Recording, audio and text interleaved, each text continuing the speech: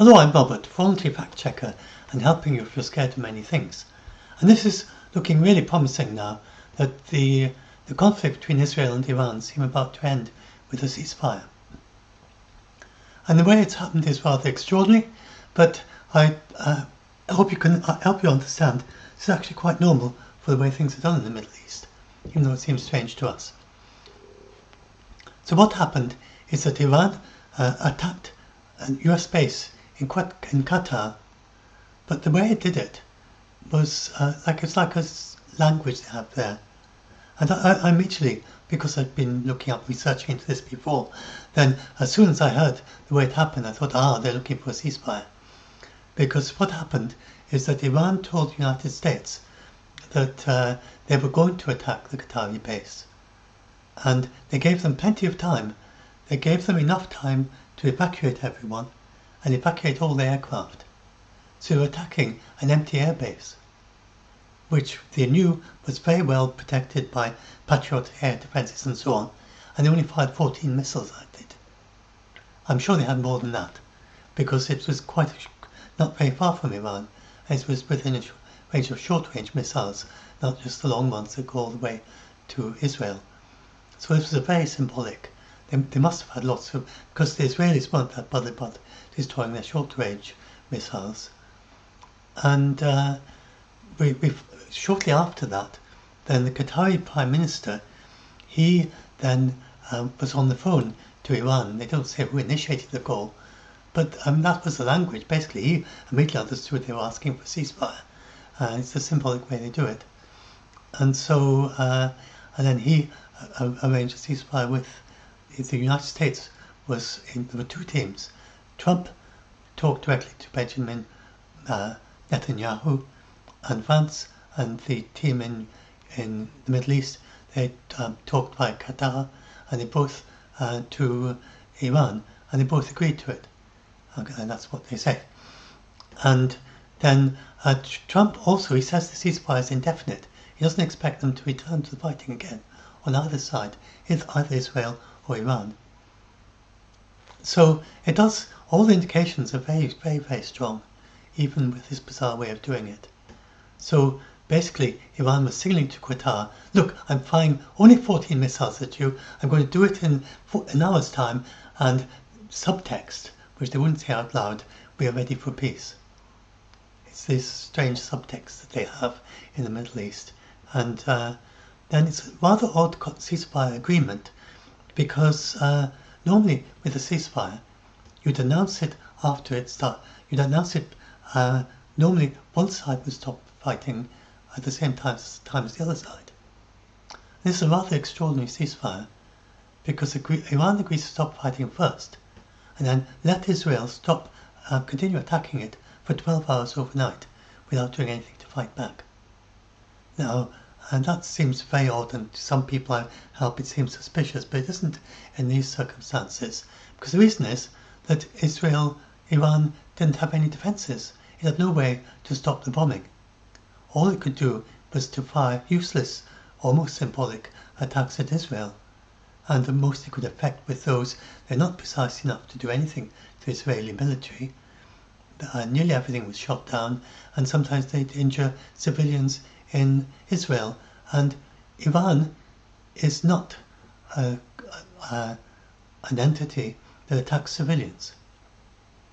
They are militant, and they do sometimes attack their own opposition figures and assassinate them in other countries. So that's why they're called terrorists, because they do that. But despite their associations with Hamas, of course, but Iran has got very different ideology from Hamas, and their politics, they're aligned to some extent because they're both opposed to Israel, but it's an uncomfortable alliance from the Iranian side. And Iran has fought very vigorously against ISIS in Syria, and many of their soldiers have died fighting ISIS.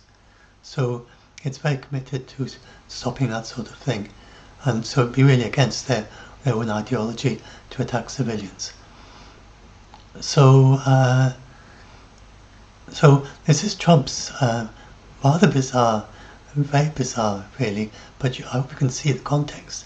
it actually makes sense that they will start the ceasefire at midnight in the United States, which I think is just around now. So the ceasefire should have started from Iran's side, and then various people have confirmed that Iran agreed to make this agreement that it's not going to. That first of all, the Netanyahu said he'd stop in 12 hours if Iran didn't fire anything at Israel during those 12 hours. And Iran agreed not to fire anything at Israel during those 12 hours, which is just starting now, around about now. So for 12 hours, and it's, I just want to explain a little bit here about how it works, that there is this extraordinary distance with F-16s. So F-16s are not like the B-2s, and the Israelis do not have aerial refueling, and they can only get from there to there. They've got to add 3 extra fuel tanks, and then they can carry 2 small bombs over that distance. They can't carry the very big bombs that Israel drops on Gaza and dropped on Lebanon. They can't drop the skyscraper destroying bombs on multi-story building destroying bombs on Tehran, because it's just too far to travel. And so they're going to be attacking Tehran. Now, they were saying on BBC Persian, on our BBC, that the Iranians in Tehran, they're very skeptical about this. They are evacuating Israel said evacuate these areas, they're evacuating them. They don't really believe the ceasefire is over. But they have a different perspective, because they're obviously, it feels very different when you've got bombs falling on you, and you've been told you've got another 12 hours tonight of this happening. So it must be quite scary for them, and they don't believe that this is really over. But from the larger context, and they don't have such good access to the internet as we have, and to confirm things as we have at this very moment. And it does seem all the other people have been talking on TV, they're pretty convinced that this has been sorted out. And it's so we will know for sure 24 hours from now, from about now, when it's midnight the next on Tuesday in East Coast United States, and then if it's stopped that long. So we should see Israeli attacks stop about 12 hours from now. So that would be about, it's now 3 a.m. in UK time, so that would be 3 p.m. UK time tomorrow. Then, and that would be about midday in US time, US East Coast. And about that time, then the Israeli attacks should have stopped. And then if Iran has kept to their word, then they won't have done any symbolic attacks back at Israel. And then if that is what has happened by then it'd be pretty clear signal that the ceasefire has indeed succeeded. And then we need another 12 hours, which is to midnight on Tuesday in the United States. And if nothing has happened during those 12 hours, that's a point at which they'll declare it really has happened and it is over. So it's understandable, because Israel is running out of interceptors. Iran still has some ballistic missiles and launchers left. It's clearly very much at its last legs. There's nothing very much that Iran could do to stop itself. There's no way that Russia is going to supply anything to Iran. Russia has no presence in the Middle East anymore. And they're just involved in diplomacy. And actually, I've talked about in a previous blog post here, that this was the very first, so you can go and click through and find out more about that. Did I do a video about that? I'll maybe do a short video about that as well while I'm at it, if I don't think I have yet. So the very first story on TASS, on Russian propaganda state media, was this story saying Netanyahu thanks Trump for striking Iran, says move to change history. That was the headline. That's TASS headline, Russian headline. So why would Russia lead with that's their very first story on what's happening in Iran? And the reason is because Russia has lots of Russian Jews and still Russian speaking, there are over 1 million Russian Jews in Israel. And these it's the top country that countries immigrate to Israel from, and has been for several decades, is from Russia. Since the breakup of the Soviet Union, from then on, from this ex-Soviet Union countries, but even from Russia, then just from Russia alone, that's by far the majority of the Aliyah, the people who come to Israel, going back to their homeland as they see it. Then Russia's been top of that list for a long time. So there is this very close connection. Putin, as a child, he lived next door to a Jewish family. He was very close with the Jewish family when he was a child in St. Petersburg. And he's very close connections to the chief rabbi of all the Jews in Russia. The two contenders for the role, but one of them is a very close friend of Putin, remains so to this day. So it's always been that understandable why Putin wouldn't want to really would be somewhat hesitant about giving Iran what it wanted to defend itself from Israel, because he's convicted about that. And Putin also, he no longer depends on Iran so much as he used to. In October 2022, when the Iranians gave Putin the first drones, the Shahed drones, when Russia had run out of its own drones, then he was completely dependent on the Iranian drones for a significant period into 2023. But then the Iranians helped Russia to set up factories to make their own drones. And by now, 2025, as they have no need for the Iranian factories, they can produce all the Shahed drones themselves. So Russia is not dependent on Iran, and it's not going to be that bothered now. And it's very much a matter of convenience. Russia has never been involved in supporting the Ayatollah of Iran in a way that it was of Assad in Syria. So anyway, I'll expand on that in a video on that. I'll do a short video on that, supposed to, when I get a moment. And this is how this wrote. This is very promising. So as I said, as soon as that happened, I did this post. And I just wrote immediately, this is very promising. Suggests they want to draw a line under this, if Israel will too. That was my very first thought. As soon as I heard that, as soon as someone was posted into our Tuesday Debunk group, and they said that Iran had told, and so I went and checked that Iran had told Qatar about this in advance and told US in advance. And as soon as I saw that, based on what I'd researched before about how diplomacy, military language of strikes in the area, it was immediately obvious that Iran wanted a ceasefire. So anyway, so that's it. So it does look very, very promising. And my other things at the end here, short videos, you can go and read through these. And this is about why we do not risk a world war, and we may be headed for a future without any war. I do think that if you look at this and think about it, think about the long-term context, this is an end of all the conflicts with Israel. This is the last one that was going on, if they do reach an end to it. They have got peaceful neighbourly relationships now with Lebanon. They easily will be able to establish it with Syria, because Syria is not very antagonistic to Israel under its new leader. They've got friendly relations with Jordan, they've got friendly relations with Egypt. They do have to sort out the Palestinian situation. That is very sad still, what's happening to Palestinians in Gaza Strip and in the West Bank. So something needs to be sorted out about that.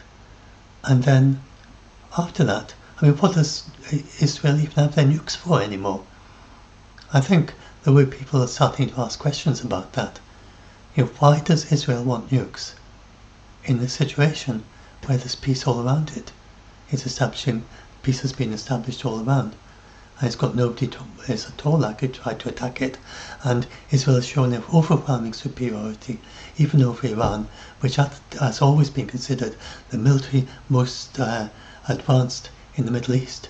Even though its fighter jets don't even dare to fly when F-16s are flying around. Compared with the other countries in the Middle East, they're by far the most advanced in their military. They've always been considered incredibly advanced in the Middle East. So if they can't fight, Israel, what does it have its nukes for? What is it deterring them against? So I think as this recedes into history, there'll be big questions about why Israel still has its nukes. And I do talk about there in the short videos about how I talk in that short video. That last video is about that, and about how every country in the Middle East has wants a nuclear weapon-free Middle East. Not only that, every country in the entire world does, except Israel. It's the only country that doesn't want a nuclear weapon-free Middle East, except some that abstain, and Argentina, Cameroon, and United. Some that didn't vote for some reason. I think that just some glitch probably. If they weren't actually officially abstaining, there were 3 that abstained, and that was Argentina, Cameroon, and the United States, which is not surprising. The United States would abstain. So, if Israel decides to give up its nukes, then next day after it does that, then they can start establishing a nuclear weapon-free Middle East. There's no reason why that shouldn't happen. So it's over to Israel now, really, and assuming that Iran does go ahead with this, and that with the negotiation, this is just a ceasefire so far. Next come negotiations. Iran, though, is in a very weak position. It will probably try to agree to. Previously, was wanting civilian levels of enrichment for its civilian nuclear plant, and it wanted 20% enrichment for its medical. It's a big exporter of medical isotopes, and you need more enriched uranium to make medical isotopes. So it has a legitimate reason for that, but it could buy that from other countries. Iran keeps saying, look, Germany and Japan and Brazil and various other countries, they are non-proliferation treaty members, and they enrich their own uranium, so why shouldn't we? And so I think they'll still try to make that case, but they might make a case for just, like say, 2% enrichment or something, very low level civilian enrichment, and then there'll probably be still some dialogue between them and the United States and Israel as to whether even that is acceptable. And or maybe they would do something like 0%, but then after a few years we can do 2% or something after a decade or 2. So it is not permanent. But anyway, there are lots of things that they could do in negotiation. Remember, the JCPOA agreement took many months to get over the line. So don't expect Iran, so I should add some of this to this blog post, don't expect Iran to immediately have an agreement with the United States and Israel the day after the ceasefire. It'll probably take a week or 2 to start negotiations, and then negotiations may still take considerable time, and even though they're so very just dotting the I's and crossing the T's, even once they're all pretty sure of what they're going to agree. But it does look pretty promising, and I think Iran will not want to. Israel has said that if Iran starts restarting enrichment, they will do these attacks again. Iran will not want that to happen again. So I think they certainly have lots of spare centrifuges. They've been making centrifuges. Oh yes, I just want to say the IAEA says, and of the United States, so it's the United States and its defense assessment of the damage, and they say they can't say for sure what happens, but the actual, even if they didn't get through to the bunkers, then they are of the view that the actual vibrations from these huge impacts by at least 6, and maybe there were 14 altogether, maybe they all impacted on Fordo, then all those impacts, one after the other, shuddering on the ground, even if none of them got through, should have the vibration damage on the very delicate machinery of the centrifuges should have destroyed all the centrifuges and made them unrepairable. And they don't think that. So there's these stories being shared online about these photographs of lorries queued up outside the facility. They were dumper trucks, and they're not the sort of things you'd use to evacuate centrifuges. if any of you have seen that story, they were used to bring in sand and things like that to cover up the entrances to kind of shield them from damage. And there's no evidence that Iran has removed the centrifuges from Fordo. They may very well have removed enriched uranium. I mean, that's just 400 kilograms or something, and that could fit in a car. So, I mean, they'd be pretty daft to leave that, because they were preparing for the strikes. They knew they were coming, and they were blocking up the entrances. Before blocking up the entrances, they surely would have removed the enriched uranium. So, Iran likely still has the enriched uranium. It likely has some centrifuges left, but it's not going to want to invite another attack by Israel. And I think there's a pretty good chance that so they would.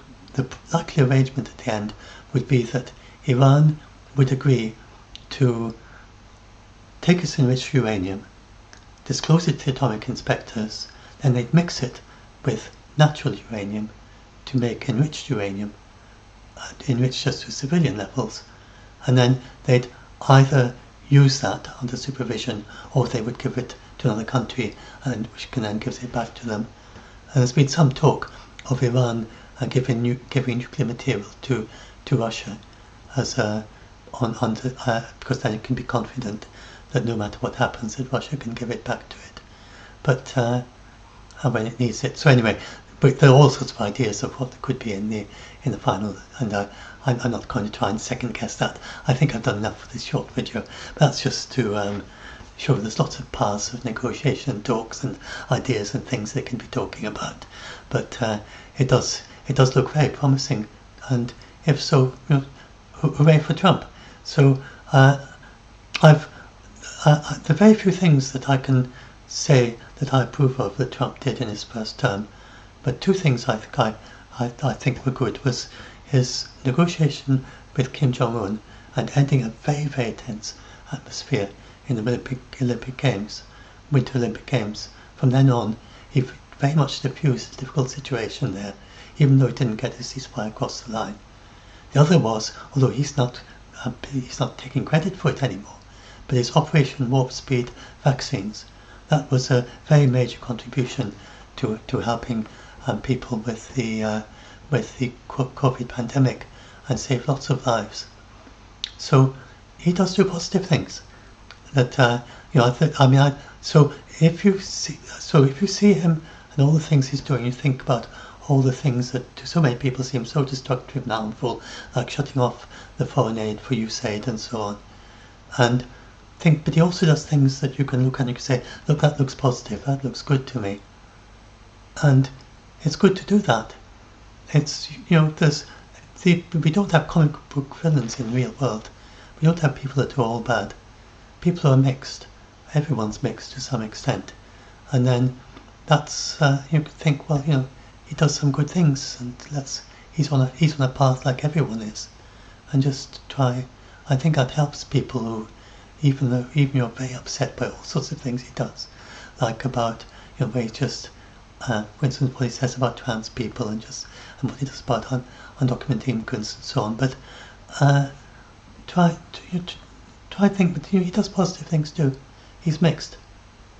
Everyone's mixed, and that can be quite helpful for people who get scared. To just if you try and it's a teaching from Buddhism actually, but it's a very widespread thing. You can use. It's a Buddhist Shantideva, and he said that people you see as your enemies are actually your best teacher, because they teach you to work with anger and hatred, and you can't develop patience with people who are always kind to you. And so this was Shantideva, a great Buddhist sage, and he said that his best teachers are the people who he got angry with. So that's quite an interesting point of view, that kind of general, not I think applies to people of all religions and no religion. It's quite an interesting perspective that they actually, developing patience is rather a wonderful thing to develop if you can do it. And it's very, so anger anger harms you, not the other person, typically. It's very very rare that it's going to do any harm to the other person. Generally, it does a lot of harm to you. And patience benefits you, and it benefits other people and everyone around you as well. I see, that's a common pattern. Anyway, stop this video. I don't want to keep on going on and on about stuff. So I'll put a link to this in the video description, and then we've got the contact details at the end for our group. You can find out things about how to contact our group. Where is it? I should make it a bit more prominent. For more help, I should have a title there, and see our Doomsday Debunked group, Facebook group, Doomsday Debunked. So that's where I should make it a little bit more prominent there, and join our group if you can help with fact-checking or help scared people or panicking. You can go there for help. It does sometimes get overwhelmed and sometimes takes a while for people to answer, but on this particular topic of World War, then we are blessed to have lots of people who are really doing very, very good, very carefully researched, fact-checking debunks of all these things that are going on that scare you on World War. So hopefully that can help you too. And there's lots of people there saying the same things that I'm saying, so that gives you other perspectives on it all.